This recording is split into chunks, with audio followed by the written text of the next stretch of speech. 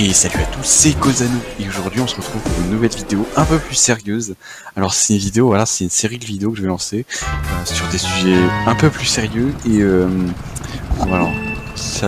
L'objectif c'est de sensibiliser mon public à des problématiques qui sont d'importance capitale pour mieux saisir les enjeux sociétaux de notre univers contemporain. Alors pour ce premier épisode, je vais parler de la dépression.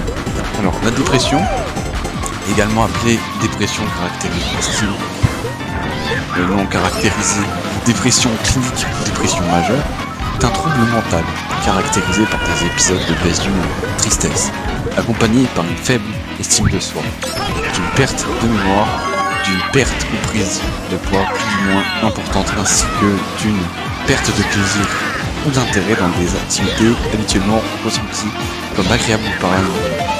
Cet ensemble de symptômes, syndrome individualisé enseignement classifié dans les troubles de l'humeur par le manuel diagnostique de l'association américaine de psychiatrie, figure depuis la sortie du DSM-5 en mai 2013 dans la catégorie appelée troubles dépressifs. Le terme de dépression est cependant ambigu. Il est en effet parfois utilisé dans le langage courant comme le langage pour décrire d'autres troubles d'humeur ou d'autres types de baisse d'humeur moins significatifs qui ne sont pas des dépressions proprement dites.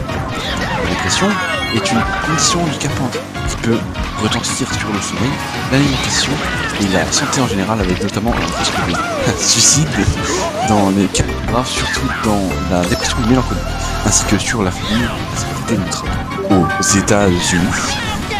Approximativement 3,4% des individus meurent par suicide et plus de 60% des individus qui se sont suicidés souffraient de dépression ou d'un trouble de l'humeur. Les individus souffrant de dépression ont une espérance de vie raccourcie par rapport aux autres individus, en partie à cause d'une plus grande susceptibilité à d'autres maladies et au risque de suicide. Les patients actuellement ont enseignement de médecine, c'est parfois traumatisé. Voilà, je vous remercie d'avoir écouté cette vidéo. J'espère que voilà, ça vous aura appris plusieurs choses et que vous vous en sortirez moins bête qu'avant et que voilà, que ça permet de comprendre la psychologie morale. Salut, bonne soirée.